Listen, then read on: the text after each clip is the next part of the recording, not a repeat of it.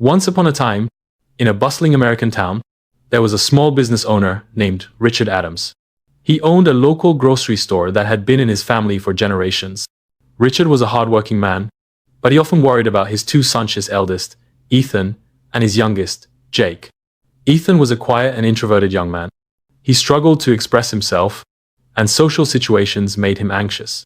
Unlike his younger brother Jake, who was confident and outgoing, Ethan was often overlooked by others. Many mistook his shyness for weakness, and some even took advantage of his kind nature. Despite this, Ethan never complained. Richard was frustrated with his eldest son's reserved nature. He often scolded Ethan, hoping that tough love would force him to change. "You need to be more like Jake," he would say. "Speak up, stand tall. No one respects a man who can't even look people in the eye." Ethan tried, but his father's words only made him feel worse. His anxiety grew, and it began affecting his schoolwork. During exams, his mind would go blank with fear. No matter how much he studied, the moment he held his pencil, his hands trembled. As he grew older, his lack of confidence kept him from making friends, speaking in public, or even standing up for himself. When Ethan graduated from high school, his father insisted that he work at the family store. Afraid of disappointing his father, he reluctantly agreed. But his nervousness led to mistakes, miscalculating totals, giving incorrect change, and forgetting orders. Customers grew impatient, and Richard's frustration turned into anger. One afternoon, while Richard was away running errands, a group of shady men entered the store.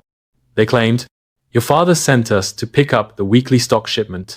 Ethan hesitated. Something felt off, but he was too afraid to question them. Before he knew it, the men had loaded boxes of expensive inventory into their truck and driven away. When Richard returned and saw the empty shelves, his face turned red with fury. "You let them steal from us?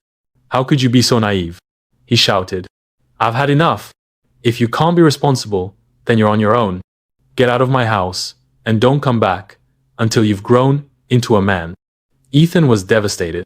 His father's words cut deep, and for the first time, he felt truly alone. He wandered the town aimlessly, his heart heavy with shame.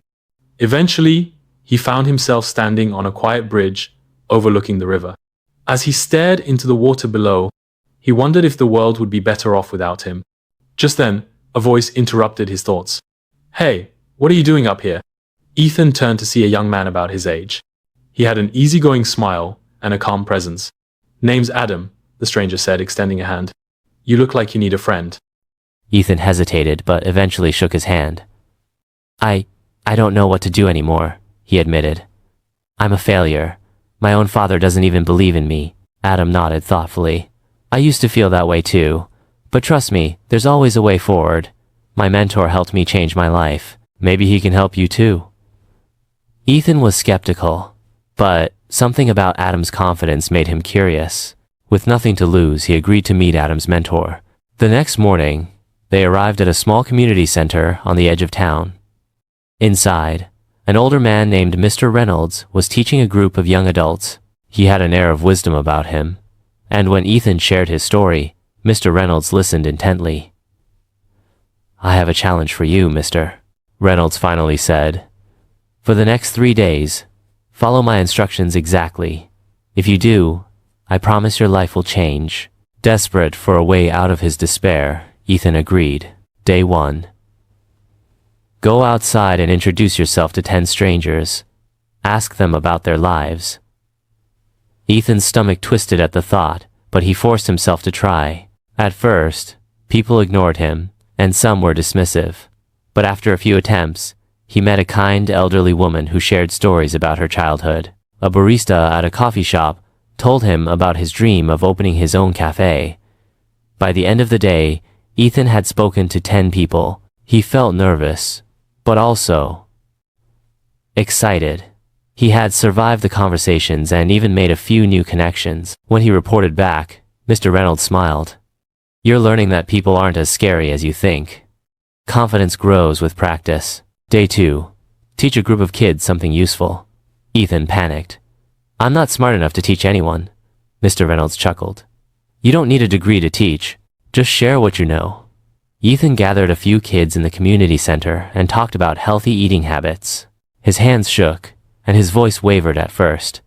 But as he saw the children listening, he found himself speaking more easily. By the end of the lesson, he felt a spark of confidence. "You did great," Mr. Reynolds said. "Now, for the toughest task. Day 3. Go back to your father and apologize not because you are wrong, but because you are strong enough to face him." Ethan was terrified. "He won't forgive me." "Mr. Reynolds only said. "Then prove him wrong." With a deep breath, Ethan walked back home. His father opened the door, his face still hardened with disappointment. "I messed up," Ethan admitted. "But I want to do better. I'm not asking for you to believe in me. I'm asking for a chance to prove myself." For the first time, Richard saw something different in his son's eyes. Determination. He sighed and stepped aside. "All right, show me what you've got." From that day forward, Ethan worked harder than ever. He took charge at the store, spoke to customers with confidence, and learned from his mistakes instead of fearing them. Slowly, he earned his father's respect. Years later, Ethan became a successful businessman, known for his wisdom and kindness. He had transformed from a timid boy into a strong, respected leader. And it all began with 3 simple lessons. Talk to people, share what you know, and face your fears head on. Because confidence isn't something we are born with, it's something we build. And the only way to defeat fear is to stop running from it and start walking toward it.